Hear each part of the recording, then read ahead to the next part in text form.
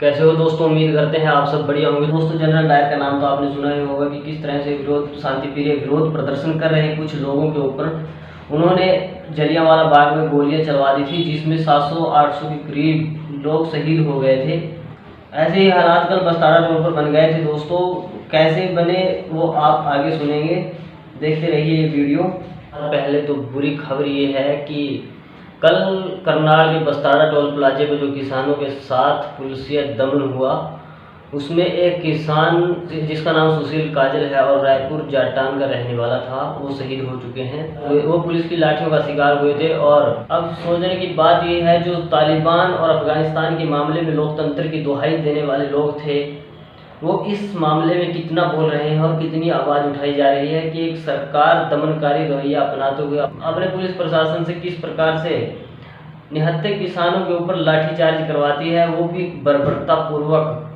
दोस्तों, इन सब घटनाओं को लेकर मेघालय के राज्यपाल सत्यपाल मलिक ने बड़ा बयान दिया है। उन्होंने अपनी ही पार्टी की सरकार पर बड़ा हमला बोलते हुए इसका दोषी मंत्री खट्टर को बताया है। और इशारों में उन्होंने ये भी बताने की कोशिश की, जो करनाल के डीएम आयुष का जो वीडियो वायरल हो रहा है, उसमें वो कह रहे हैं पुलिस वालों से कि जो भी आगे आए उसका सिर फोड़ दो। इसमें राज्यपाल सत्यपाल मलिक का कहना है कि ये भी कहीं ना कहीं ऊपर से ही आदेश होगा। तो आप देख सकते हैं वीडियो में राज्यपाल सत्यपाल मलिक की जो एनडीटीवी से उनकी बातचीत का वीडियो है। नमस्कार, एनडीटीवी इंडिया में आपका स्वागत है। धन्यवाद। आपने टीवी पर देखा होगा कि कल करनाल के एसडीएम आयुष सिन्हा का एक वीडियो वायरल है, जिसमें वो पुलिस वालों को ये आदेश दे रहे हैं कि अगर किसान बैरिकेड से आगे आने की कोशिश करें तो लाठी मार के उनका सर फोड़ दीजिए और किसी लिखित आदेश की जरूरत नहीं है, मैं ड्यूटी मजिस्ट्रेट हूं। दरअसल पूरा मामला यह है कि कल हरियाणा के करनाल में हरियाणा के मुख्यमंत्री एमएल खट्टर की बैठक थी, और जैसा कि किसान कह रहे हैं कि सरकार उनकी नहीं सुन रही है, तो वो बीजेपी के या मुख्यमंत्री का कोई कार्यक्रम नहीं होने देंगे, वो उसका विरोध करते हैं। और यही विरोध करने करनाल पहुंचे तो एसडीएम साहब वहां पर ड्यूटी मजिस्ट्रेट थे, उन्होंने पुलिस वालों को आदेश दिया कि किसानों के लाठी मार के सर फोड़ दीजिए। पुलिस वाले भी आदेश का पालन करते हैं और किसानों पर इतनी लाठियां बरसाते हैं कि कई किसानों का सर फट जाता है। लहूलुहान तस्वीरें सोशल मीडिया पर वायरल हैं। किसान काफी नाराज होते हैं, हरियाणा की कई सड़कें जाम की जाती हैं और उसके बाद सड़कें खोल दी जाती हैं, लेकिन अब तक उस ड्यूटी मजिस्ट्रेट, उस एसडीएम आयुष सिन्हा पर कोई कार्रवाई नहीं हुई जिसने किसानों के सर फोड़ देने के आदेश दिए हैं। हमारे साथ इस पर बात करने के लिए मेघालय के गवर्नर सत्यपाल मलिक साहब मौजूद हैं। मलिक साहब किसानों के मुद्दे पर काफी वोकल रहे हैं। मलिक साहब, बहुत बहुत शुक्रिया एनडीटीवी से बात करने के लिए।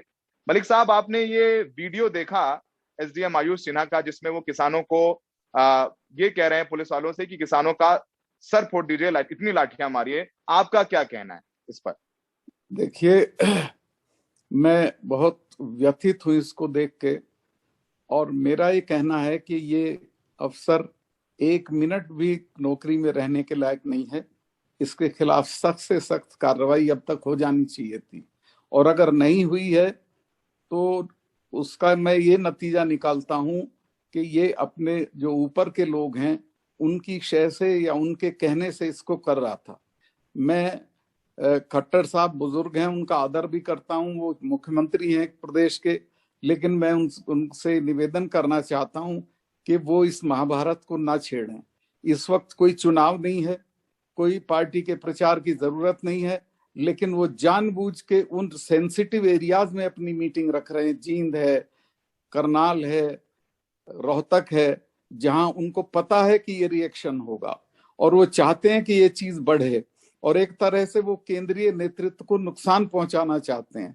मैं केंद्र के नेताओं से जब मिला हूं, मैंने हाथ जोड़ के यही प्रार्थना की है कि दो ही काम मत करना, एक तो इनको खाली हाथ मत भेजना किसानों को, दूसरे इन पे बल प्रयोग मत करना, क्योंकि जिस दिन आप इन पे बल प्रयोग करना शुरू कर दोगे तो उसका फिर कोई अंत नहीं है।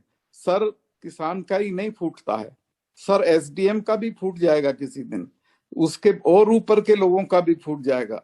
लिहाजा इमीडिएट एक्शन करना चाहिए चीफ मिनिस्टर को उसके खिलाफ, और किसानों से क्षमा याचना करनी चाहिए।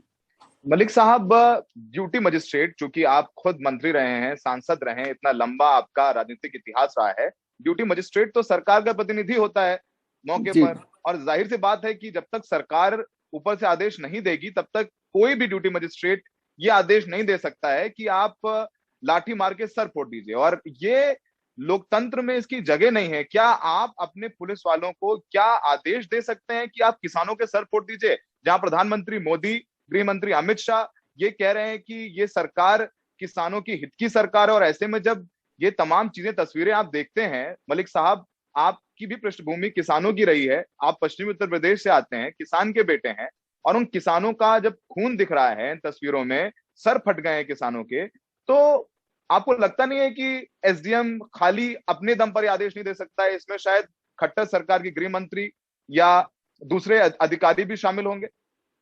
देखिए, मैं ये मानता हूं कि अभी तक दिल्ली में प्रधानमंत्री या होम मिनिस्टर ने कहीं भी बल प्रयोग नहीं किया है।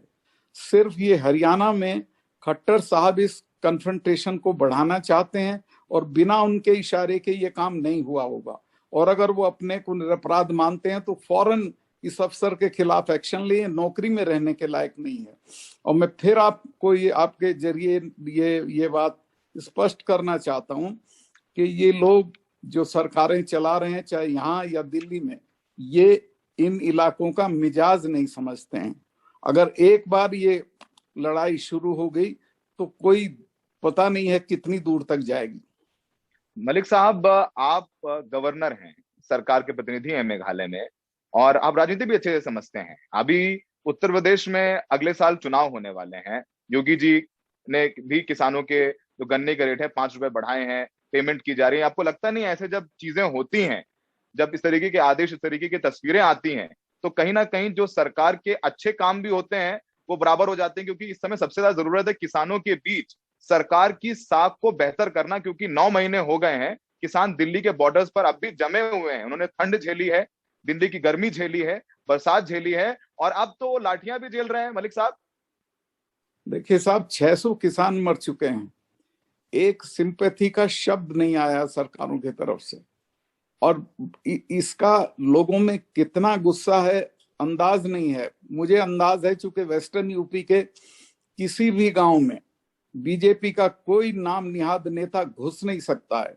यही है हालत हरियाणा की है, ऑलमोस्ट आधे राजस्थान की भी यही हालत है।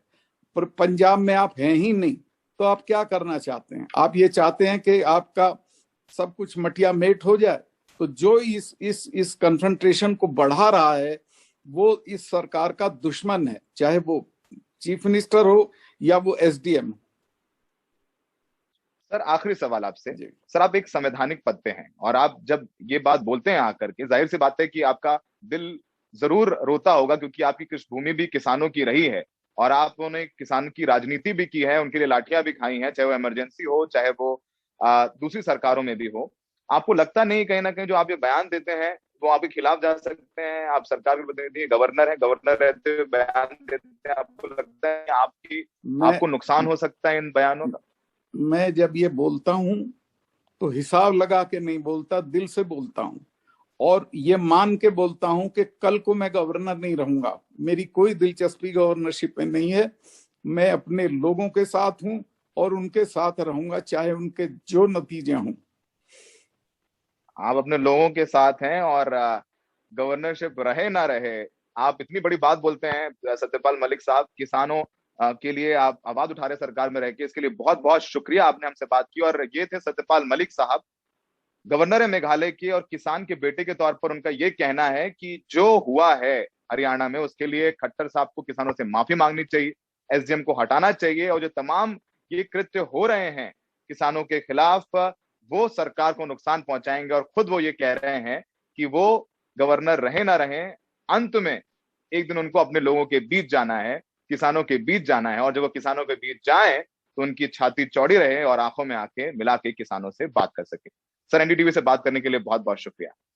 Thank you. दोस्तों, हालात ऐसे बन चुके हैं कि भाजपा और जेजेपी के नेताओं के लिए घर से निकलना आसान नहीं रहा, और ये हालात के जिम्मेदार हरियाणा सरकार, हरियाणा के मुख्यमंत्री और वो एसडीएम साहब हैं। क्योंकि दोस्तों किसान जो प्रोटेस्ट जो विरोध कर रहे थे वो एक शांति प्रिय ढंग से कर रहे थे, और उसमें दोस्तों पुलिस प्रशासन द्वारा किस तरह से बर्बरता की गई वो आप सब उस चीज़ से परिचित हो। अब दोस्तों मामला ये है कि आज हरियाणा के यमुनानगर जिले में भाजपा द्वारा 2 प्रोग्राम करने थे। एक तो तेजली खेल स्टेडियम में था और दूसरा किसी प्राइवेट पैलेस में करना था। तेजली जो खेल स्टेडियम में था उसको तो पहले ही किसानों के विरोध के चलते रद्द कर दिया गया था, लेकिन जो पैलेस में प्रोग्राम था उसे चोरी छिपे किया जा रहा था, जिसमें पता चला है कि राज्य के शिक्षा मंत्री कंवरपाल गुर्जर और उनके साथ साथ भाजपा नेत्री सोनाली फोगाट को शिरकत करनी थी। लेकिन जैसे ही किसानों को इस चीज़ की भनक लगी तो किसान मौके पर दलबल के साथ पहुंच गए और किसानों ने अपना विरोध प्रदर्शन शुरू कर दिया। यहाँ तक कि किसानों द्वारा पैलेस के गेट पर ताला भी जड़ दिया गया और पैलेस के अंदर भाजपा के नेता मौजूद थे उनको द्वारे फांद कर भागना पड़ा। तो ये आप वीडियो में भी देख सकते हैं कि किस तरह से किसानों ने विरोध प्रदर्शन किया और भाजपा के नेता किस प्रकार से दीवारें फांद कर भाग रहे हैं। आपको पता ही होगा दोस्तों, जलियांवाला बाग में जनरल डायर ने निहत्थे लोगों पर एक विरोध प्रदर्शन के दौरान किस प्रकार से गोलियां चलवाई थी और 700-800 लोग वहां पे शहीद हो गए थे, जिस कारण से जलियांवाला बाग दोस्तों मशहूर है। अब ये आप देख सकते हैं कि किस प्रकार के हालात हरियाणा और पूरे भारत में पैदा कर दिए गए हैं सरकार के द्वारा किसानों की मांगों को ना मानकर। तो दोस्तों आज के लिए इतना ही। वीडियो के कमेंट बॉक्स में अपनी राय जरूर दें, लाइक शेयर करें और नए हैं तो चैनल को सब्सक्राइब करना भी मत भूलें। धन्यवाद।